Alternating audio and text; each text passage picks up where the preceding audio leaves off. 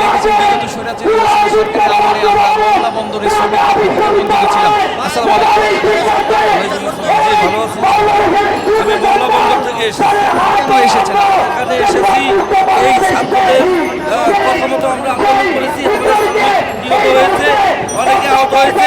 দীর্ঘ 17 বছর এই আওয়ামী লীগ ফ্যাসিস্ট সরকার এই শ্রমিকদের অধিকার হরণ করেছে, অনেককে খুন করেছে, মোংলা বন্দর করেছে। এখন এই ছাত্রদের আহ্বানে আমরা সারা দিয়ে মোংলা বন্দরের শ্রমিকেরা আন্দোলনে যোগদান করেছি, তাদের সাথে ছিলাম দীর্ঘ 5.5 মাস। 5ই আগস্টের পর থেকে আমাদের এই মোংলা বন্দরের শ্রমিকদের দিকে কেউ কোনো নজর দেয় নাই। অনেক চিঠিপত্র আমরা বিভিন্ন দপ্তরে বিভিন্ন উপদেষ্টার বরাবরে আমরা চিঠিপত্র দিয়েছি।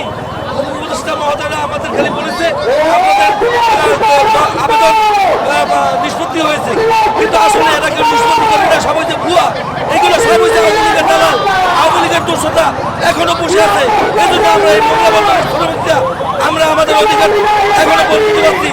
একজন শ্রমিক আমাদের ট্রেনে হাজিরা আসে 500 টাকা, সেইখানে 700 টাকা আমাদেরকে দিয়ে কাজ করাচ্ছে।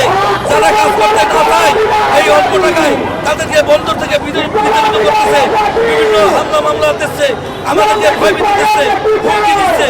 তাই এই জনসভা স্থলে আমরা এসেছি। এই জনসভায় আমাদের এক বৈষম্য বিরোধী ছাত্র এক নেতা আমি যে মোংলা বন্দর থেকে এসেছি, আমার এই ব্যানার্সে থেকে এই তার স্টেজে বক্তব্য দিয়েছে মোংলা বন্দরের শ্রমিকেরা।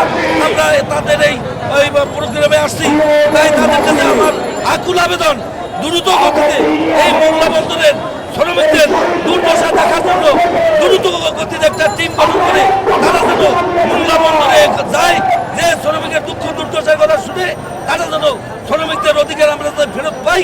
এই জন্য তাদের কাছে আমি বিনীতভাবে মোংলা বন্দরের শ্রমিকদের পক্ষ থেকে আমি আবেদন করছি। আমরা কিন্তু আসলে অনেকেই কিন্তু এসেছেন এখানে, তারা কিন্তু বিভিন্ন দাবি নিয়ে এসেছেন এবং এই দাবি কিন্তু আসলে ছাত্র জনতাদের নিয়ে তারা জানাচ্ছেন এবং তারা আসলে আমরা সবাই অনুরোধ করছি আপনাদের যেখানে আমরা অনুরোধ করছি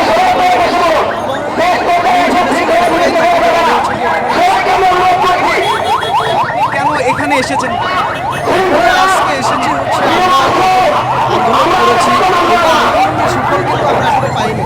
তো আজকে আমরা এসেছি হচ্ছে আমাদের যে সংবিধান আছে সেই সংবিধান চাই, আমরা নতুন করে সংবিধান চাই। খুলে যা তাদের দোষর যারা ছিল যারা আছে সবার বিচার চাই। এই কারণে হচ্ছে কি